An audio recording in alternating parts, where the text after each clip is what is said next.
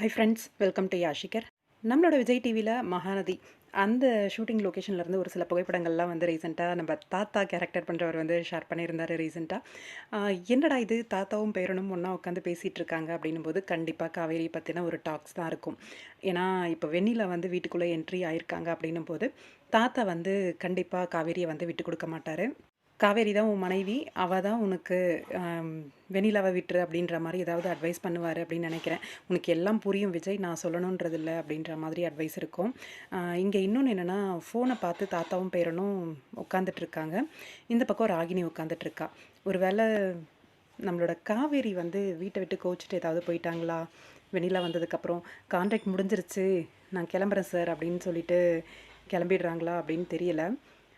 கொஞ்சம் பயமாக தான் இருக்குது, என்ன நடக்க போகுதோ அப்கமிங் அப்படின்னு சொல்லிட்டு. ஆனால் விஜயோட அந்த ஃபேஸு, தாத்தா உட்காந்துட்ருக்கட்டு ஏதோ பேசிகிட்டு இருக்கிறதெல்லாம் பார்க்கும்போது இன்னமும் விஜய் வந்து ஒரு முடிவு எடுக்க முடியாமல் ஒரு தடுமாற்றத்தில் தான் இருக்கார் அப்படிங்கிற மாதிரி நல்லா தெரியுது.